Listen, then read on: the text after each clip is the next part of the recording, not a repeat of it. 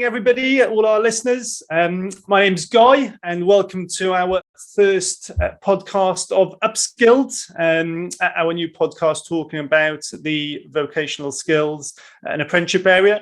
As a bit of context, I am CEO of the Childcare company and Impact Futures. We are a national training provider delivering apprenticeships across health and social care, childcare, business skills, and IT and digital as well as supporting new employability programs for those looking for employment. And we currently support near enough 5,000 learners in the space, and that's growing month on month.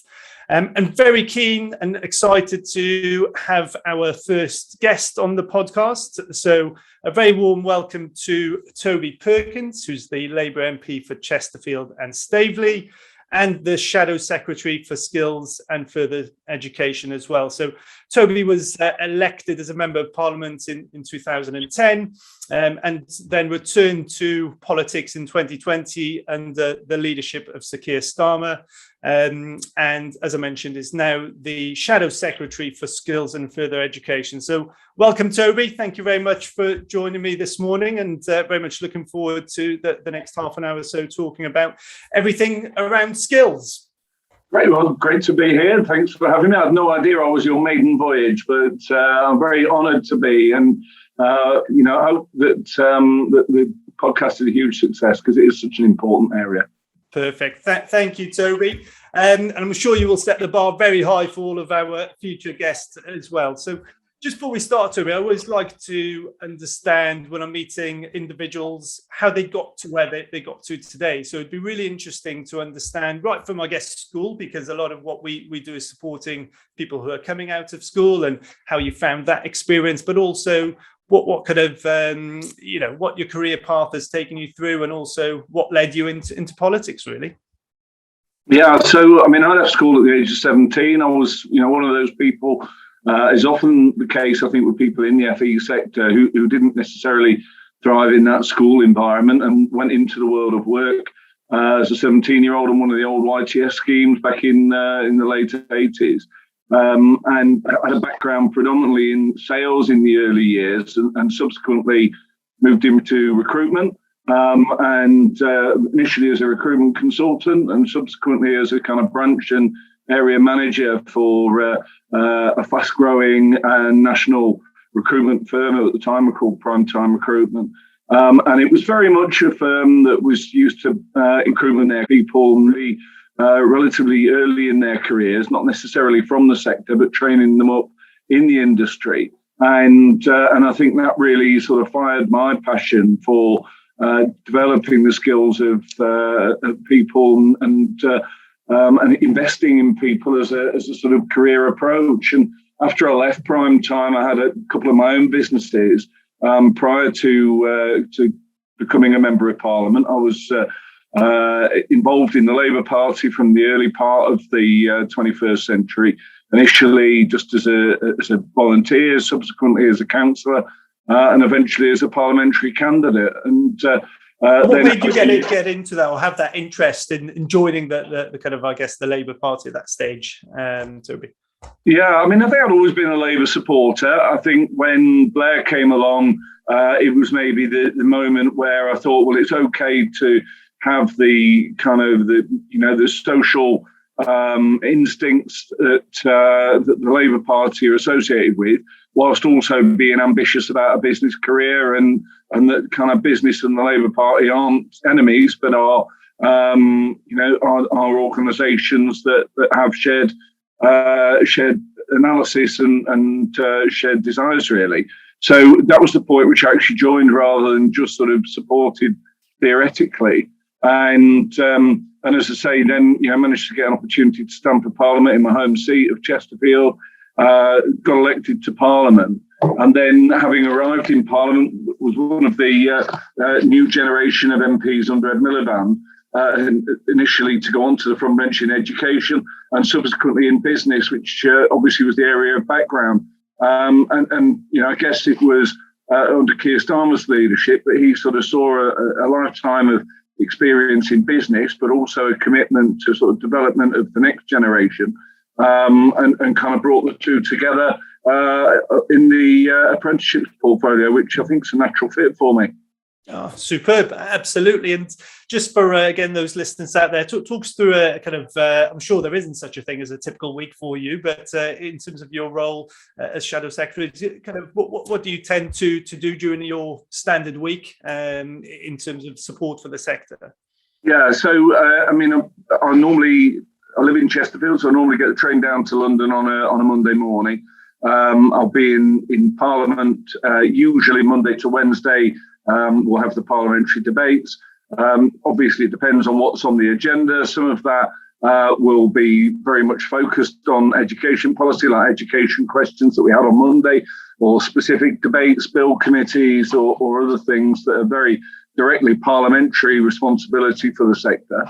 I'll also have other interventions in my role as an MP, which might be questioning the ministers or prime minister on issues that are going about more generally on behalf of my constituents, on behalf of the party. But then I'll also be meeting up and doing things like this, meeting up with manyfold different representatives in the sector, whether that be further education colleges, whether that be independent training providers, whether that be employers, and really working with them on responding to the government's approach to apprenticeships and skills, and also fleshing out what Labour's alternative might look like at the next general election. Superb, thank you. And kind of more specifically, I guess, moving into next week, which is obviously National Apprenticeship Week. Can you give us a bit of an insight in terms of your movements? And I'm sure you've got a pretty busy, action-packed week next week. Yeah, very much so. I mean, I think, when you're in opposition, and particularly in terms of our viewpoint, which is that, on the one hand, apprenticeships are absolutely the gold standard in terms of skills policy and ought to be a far greater focus of government's attention. But secondly, that there are real issues, particularly in terms of small businesses accessing apprenticeships, real issues in terms of the way the Apprenticeship Levy works, real concerns about the amount of that levy that's being spent at the higher end of apprenticeships and not enough being directed at entrance to the labour market. Then it's important we use National Apprenticeship Week to both promote apprenticeships and also to try and drive policy change and bring pressure to bear on the government to address things like the Apprenticeship Levy in the way that it's working. Yeah, absolutely. No, superb. And you mentioned a couple of, I guess, key policy areas there, which I'm keen to just kind of delve into a bit. And that's kind of, first of all, the Apprenticeship Levy, which obviously was introduced back in 2017. I'm really keen to understand your opinion of, is that the right policy? And kind of, do you feel that's working at the moment? And as a first point, and also just generally around the term actually apprenticeship, and to understand, apprenticeship as a defined, if you like, role or a defined kind of piece or pathway for individuals has been around for years in different forms. And you mentioned yourself, you kind of went through that YTS kind of process. And do you think that is still the right term to be using? Or is there an opportunity to look at different ways we can promote, I guess, opportunities for maybe slightly different for younger individuals as well as those who are upskilling within the workforce already? So there are a couple of things I'm keen to just understand. So, I think starting with the question around the levy, I think that the introduction of a levy, a recognition that businesses were needed to contribute towards the next generation, I think was an entirely positive step. However, I think it was a policy that was badly implemented because, the first thing is that it was introduced alongside reducing government's own contribution towards apprenticeships and skills. And so it meant that basically the apprenticeship levy was promoted as the way that apprenticeships would be funded. It was then created as a pot of money that individual businesses paid and then retained.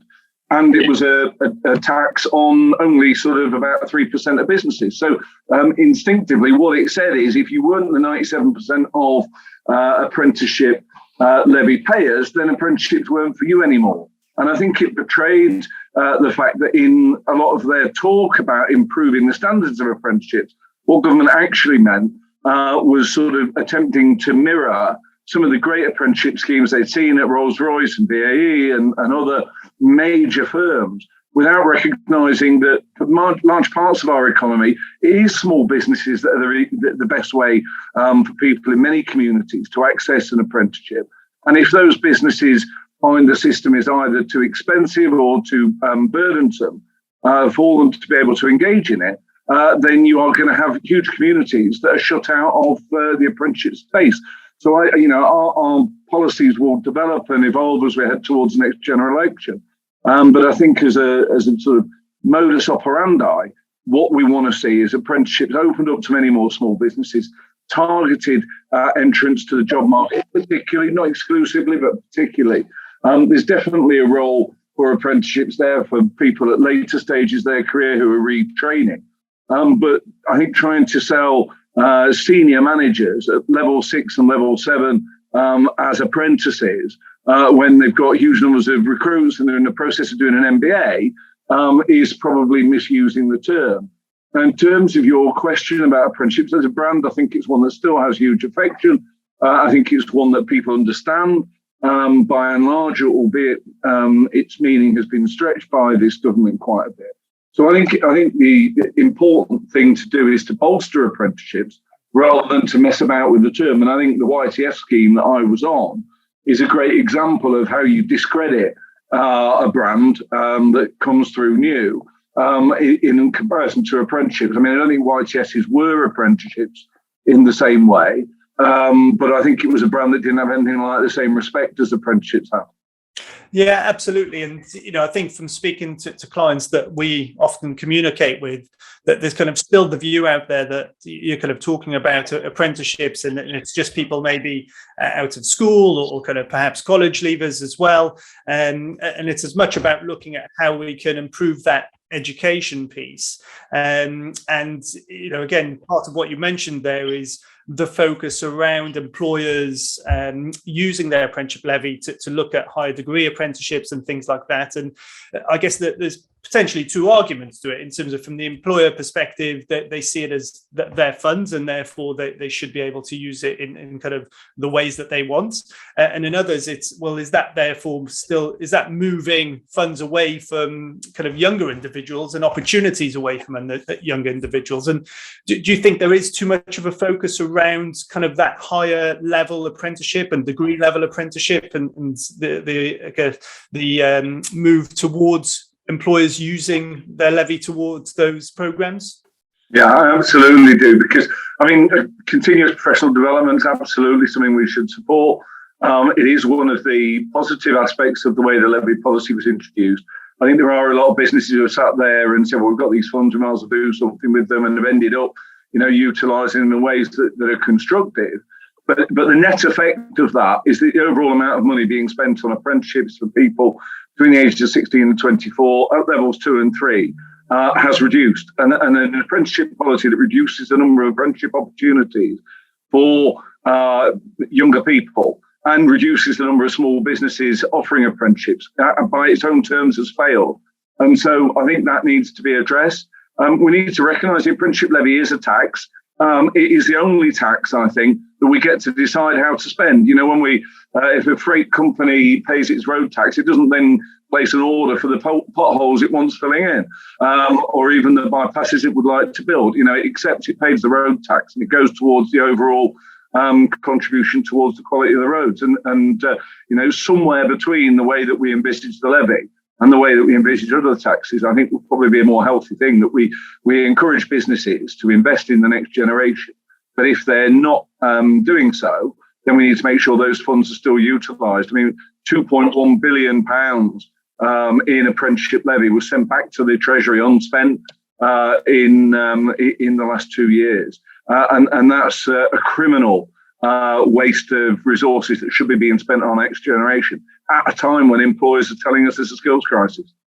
Yeah, absolutely. And kind of, I guess, your vision moving forward, would that therefore be to kind of, I guess, restrict apprentices more to those kind of level 2s, entry level roles, level 3s for young individuals, and essentially commercially fund some of those management type programs for employers, or do you potentially see an increase of that apprenticeship levy in terms of the percentage? I mean, I don't think we've got any intention of increasing levy. It would be difficult to justify that to employers while so much of it's still going on spent.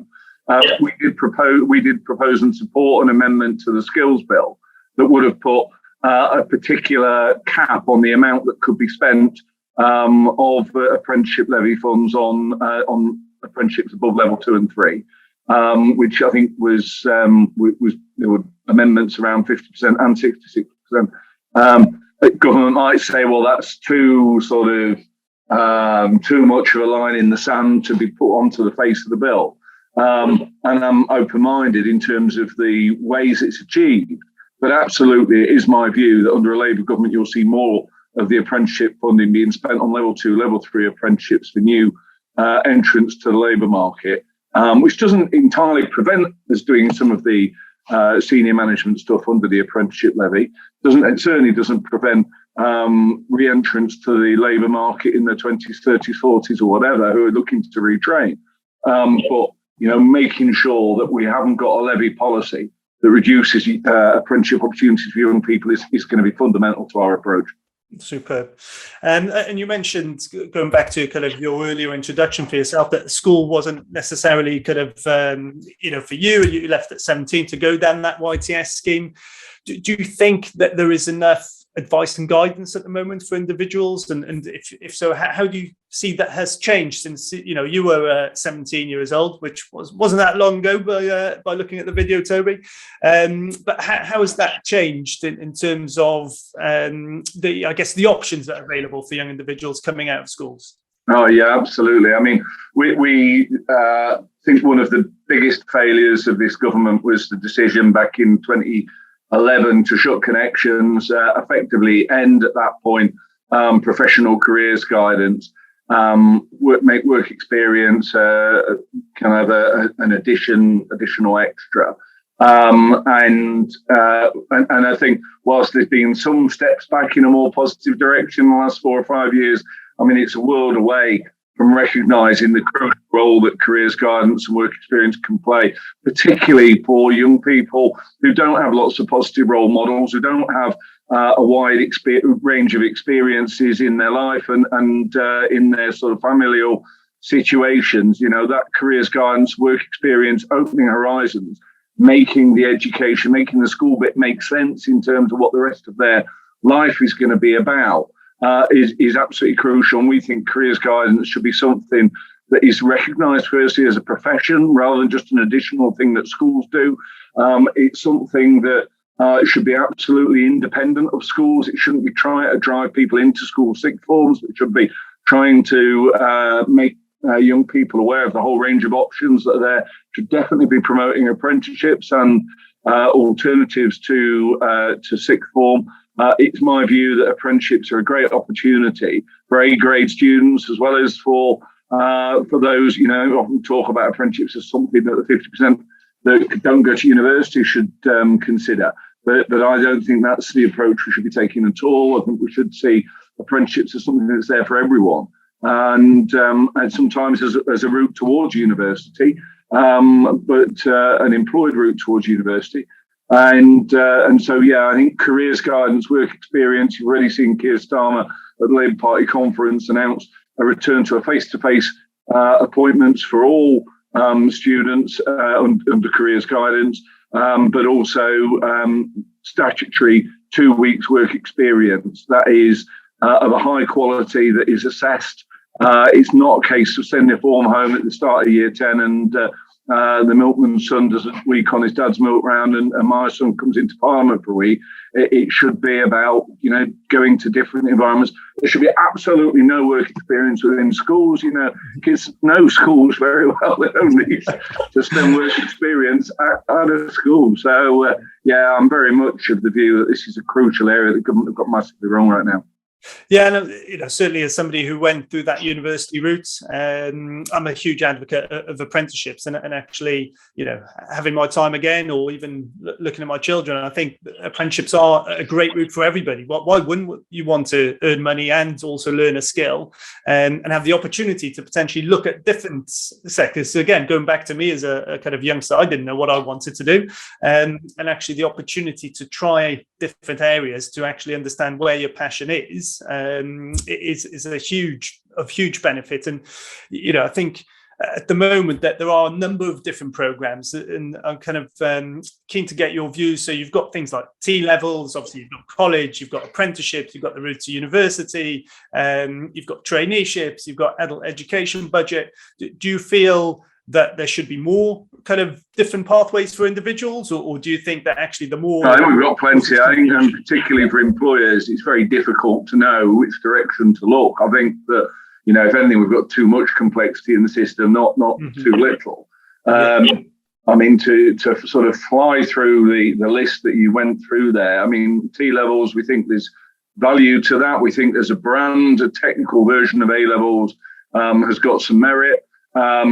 We think, however, that government is very much still an evolving qualification. Already we've seen two of the proposed T levels collapse, don't exist anymore. Already we've seen the government saying that the amount of work experience now could move online if you want, because they're discovering, as everyone's told them for a long time, that the amount of work experience placements required for T levels is going to shrink, is going to prevent there being the number of T levels that's needed. And I think government needs some humility about the fact this is an evolving qualification. They don't quite know what it is yet. Initially, it was promoted very much as a route to work. Most of the young people I've met that were doing T levels this year are seeing T levels as a route to university rather than a route to work. Many universities are saying we don't really recognise T levels.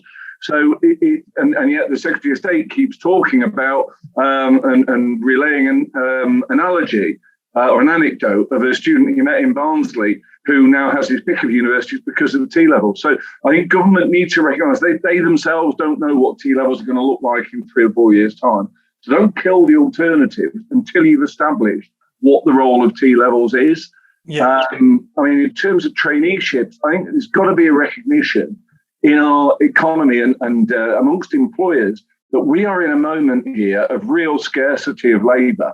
And, whereas 5 years ago, there may have been a huge raft of young people who couldn't wait to go out and get, effectively work for nothing and whilst they were being trained, that is not the labour market we're in right now. And they're going to have to invest in the next year. And, apprenticeships, as I've said previously, is the gold standard. We think government should be putting far more attention into creating more apprenticeship opportunities than saying through things like Kickstart and traineeships, you can have people for free. And traineeships were described to me by one apprenticeship provider as a try before you buy, look at young people. And I think that just entirely misrepresents the labour market we're in. And, is a pretty disrespectful way to think about people we're meant to be investing in. Now, are there certain people who are not yet apprenticeship ready? I'm sure I recognise that there are. And having schemes to support them is of value. But traineeships as a sort of general alternative to apprenticeships is not something I support at all. Yeah, and I think that type of terminology or utilisation of it in terms of try before you buy doesn't help anybody. It doesn't help the employer, it doesn't help the individuals going through it, and certainly doesn't place any emphasis on actually the skills that is learned as part of that program.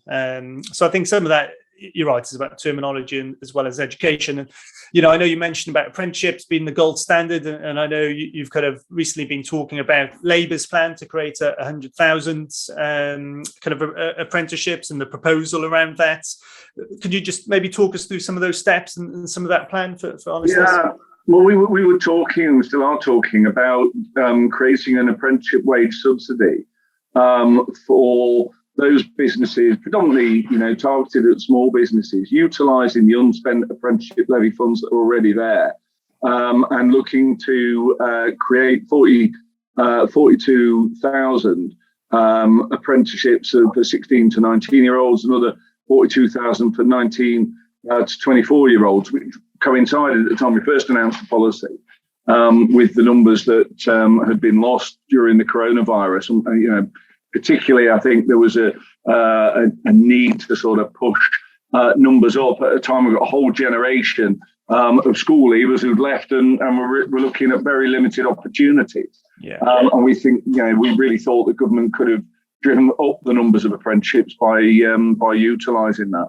Now, going forward, I think we how does that wage subsidy, how does that work? Because, I think that there's a lot of talk around apprenticeship minimum wages and things like that. And thankfully, we're seeing a move away from that, or we are from the employers that we're working with, because of essentially the scarcity of talent and competition. And I've never understood why somebody, no matter what their age is, working within a kind of, whether it's a care environment, should be earning less than somebody who's doing the same role that's potentially a slightly older age. But that the rules are the rules.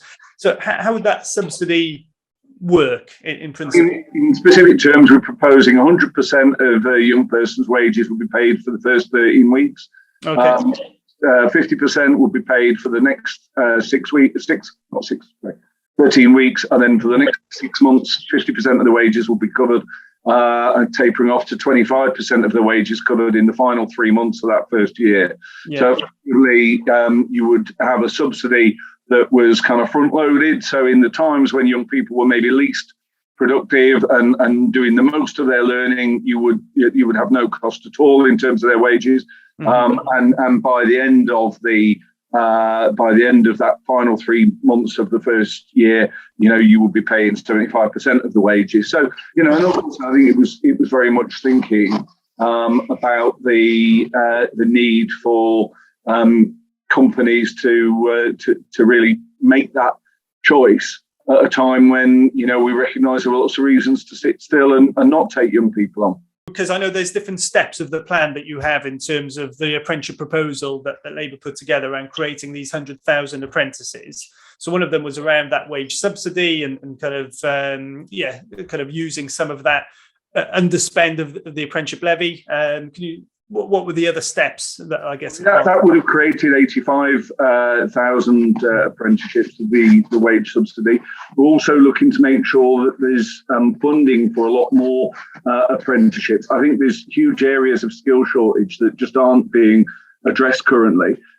Yesterday, I was in Reading seeing the Activate College's Access to Nursing course, which is an online course supporting people at level 4 to access nursing. It's been incredibly successful. They've had around 700 people in the last 2 years getting into nursing that way. But because it's an adult education budget funded thing, there is one of the things that it means is that we're in a situation where they can't offer any more places. So they've got a folder full of applicants looking to get into the NHS, looking to help the NHS with its massive nursing shortage. We've got 100,000 vacancies in the NHS. Yeah. And the adult education budget is spent because the government seems to think adult education budget is, flower arranging for people who've had mental health. And there's always different aspects of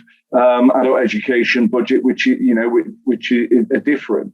But many parts of that adult education budget are very directly vocational, and this is an example of that. So, freeing up the adult education budget, removing the cap, ensuring that any level 3 qualification that has value to employers is available rather than left out of the options on level 3, ensuring that everyone who has done a level 3 qualification that wants to retrain years later is still able to access it. There are many steps that would make a really significant difference.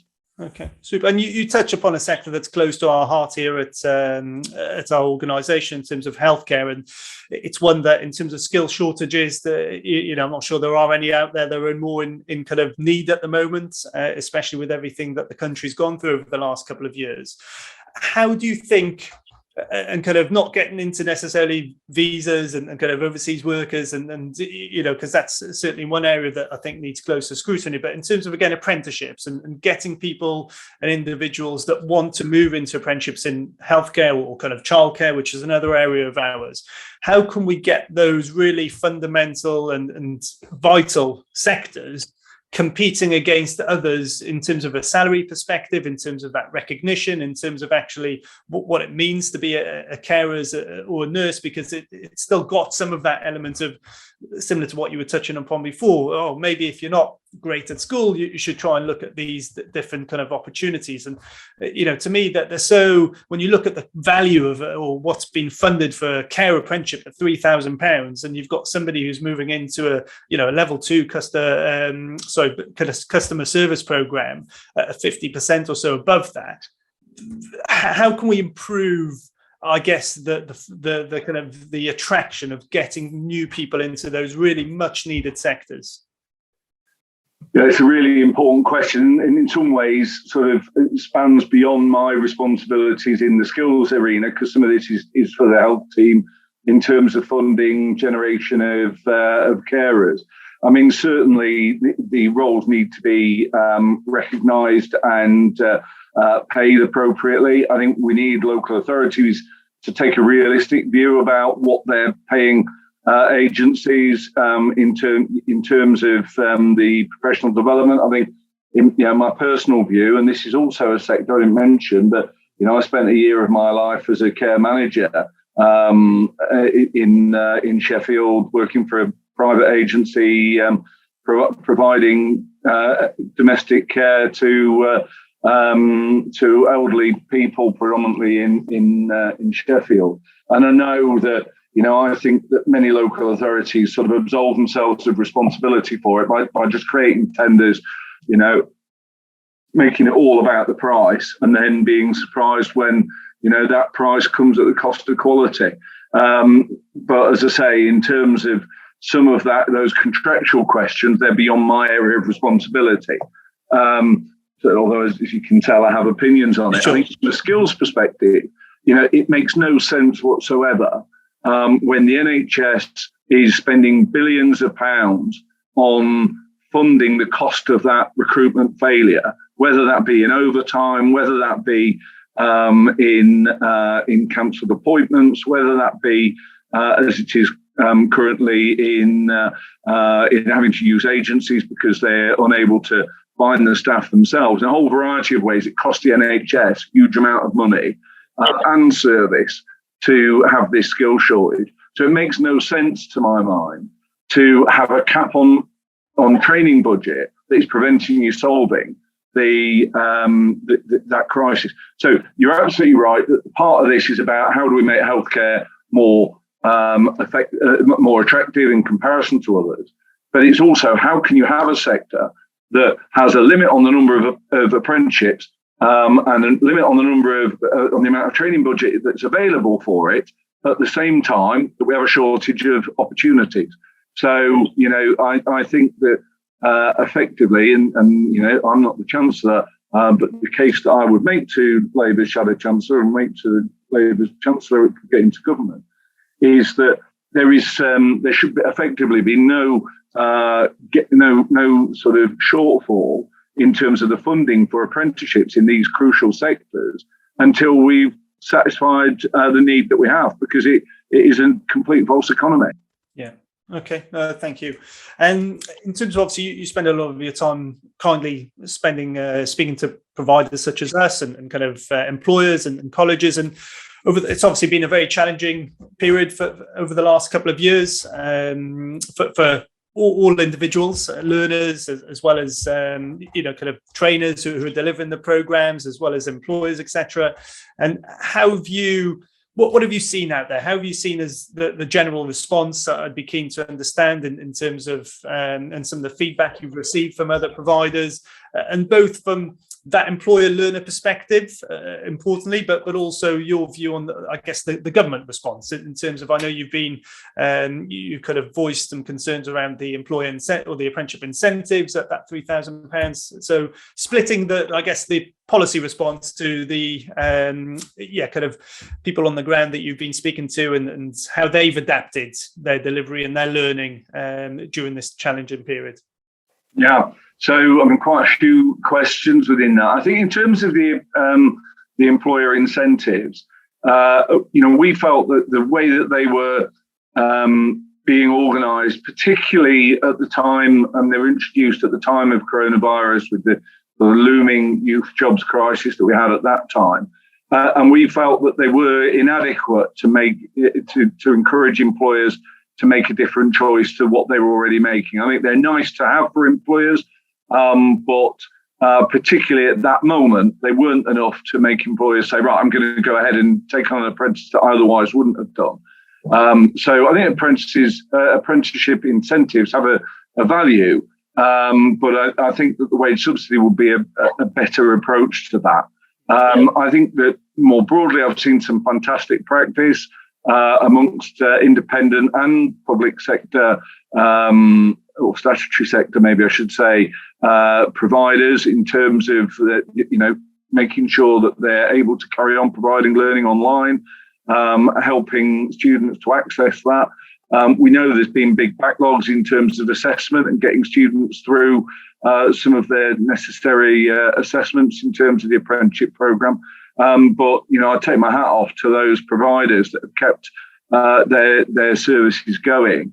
I think in terms of the whole sort of direction of skills policy in the light of the skills bill and the introduction of local skills improvement plans, which are going to be Chamber of Commerce driven documents that everyone else is going to have to work to, I have real concerns about them, and I think that they're very much out of keeping with the reality of the emerging online provision that there is, because I think we're going to see increasingly less and less that apprenticeship providers are necessarily in your local area. I think we're going to see more online provision going forward from this, and the Chamber of Commerce as the sort of pen holder, working with colleges, I think is probably a model that's outdated, really.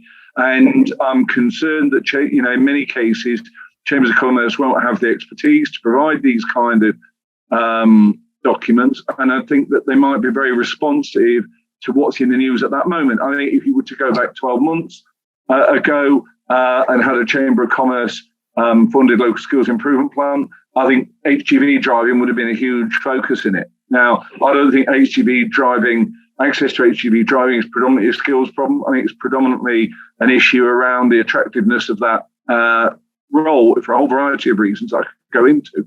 But I don't think it's mainly an access to skills problem.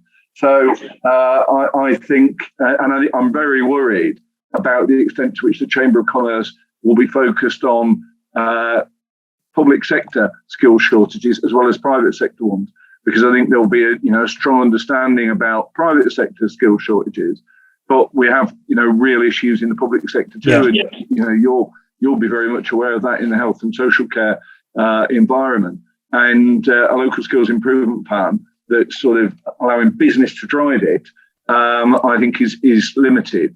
So I'm very concerned about the current direction of travel. Okay. And do you think at the moment, or there is further opportunities for providers, colleges, as well as kind of government, essentially, to work more closely together to find some of these solutions? And I guess the reason for the question is my take at times has been, as a provider, we're at times dictated to around policy and around what needs to be done, without necessarily having the ability to influence some of that. Now, that's only in certain areas, I would say, as well as employers having some more influences to that. And do you think in future there's the kind of, would your route be to have some more collaborative working, perhaps, to find some of these solutions together? Yeah, I do. I think that in the terms of that collaborative working, that's incredibly important. I think that we need a recognition that private sector providers, statutory providers, employers, learners, local colleges, all and of course employers all need to be around that table. But I think that, ever since this government came in 2010, all of the talk, every reform they've done has been about putting employers in the driving seat. And yet at every turn, we've seen a fall in the number of apprenticeship opportunities. 39% of employers offer no training whatsoever to their staff in the previous 12 months. So, there's got to be more of a whole system approach. And I think this is a government that's very much kind of outsourced responsibility for this to employers. And employers' needs are very instant. And, in terms of the best skilled systems in the world, they're far more strategic than that. And government provide direction, informed by employers, informed by providers, informed by learners, and then set contracts for the public and private sector providers to work in that strategic direction. I think that kind of approach is lacking at the moment. Okay. No, thank you. And just got two final questions for you, which might put you on the spot a little bit. Will be more difficult to answer, perhaps. But if you were invited in, say, right, Toby, you have the opportunity to change one policy here. Whatever you say will be changed. What would be that one thing that would be the top of your list in terms of changes to existing policy? I mean, I think it would have to be reform of the Apprenticeship Levy to make sure that there's more opportunities for level 2 and 3, make sure small businesses are positively encouraged to get into and recognise that, yes, they are there for apprenticeships. They might need more support than some of the bigger employers who've got big HR departments, big training departments, but the government should work with the sector to ensure that the funding is there to provide the support that smaller employers need to be able to access apprenticeship opportunities for their young people. And would that be, through a ring fencing a percentage of the levy? I think partly it's about ring fencing, but that won't get it spent in itself. It's also about making sure that the mechanisms are there to support small businesses to access that. The end point is that we have more young people, more opportunities. But I think there's probably 2 or 3 things that would need to happen on the way to that path, which comes back to this sort of more systemic approach. Yeah, perfect. Thank you. And the final question for you, if I take you back to a 17-year-old Toby and leaving school, if you were to have your choice of apprenticeships to go into at that stage, what would you do? Which apprenticeship? Wow, what an interesting question. I think at that age, I'd got a real interest in writing and journalism. I think I would have loved to do sports journalism. So in the event that an opportunity would have existed for 17-year-old Toby Perkins, I think that might have been something I'd have been pretty good at. So I think that would have been my answer probably. Ah, super. And is that I saw you recently fighting the cause for Derby County. Are you a Derby fan, or who's your team? Oh no, I'm a Sheffield United fan, as you may be able to see from my mug. I can now, yeah. But I have been, doing a lot of work to try and support Derby County at this really desperate time. And Chesterfield, obviously the MP for Chesterfield, very closely aligned with the club. And I know we've been in a position once before where the club's whole future was on the brink. And it's it's an incredibly worrying time. So, as a Derbyshire MP, even though I let the Derby MP sort of lead on that one, I'm definitely there supporting. Perfect. No, well done. And I think it's a very worthy cause, absolutely, as a sports fan in general. So, listen, Toby, I'm not going to take any more of your time. I appreciate you're a busy man, and really appreciate your time this morning, answering our questions and walking through some of Labour's and your personal thoughts and kind of ideas around what's working well and what's not, and what the future of apprenticeships and skills in general holds moving down the line. So, thank you. No problem. Well, great to be here on your maiden voyage, and I wish you many, many future successful podcasts. I hope you build a great following, and it is an area that really does need more discussion. So I very much welcome this.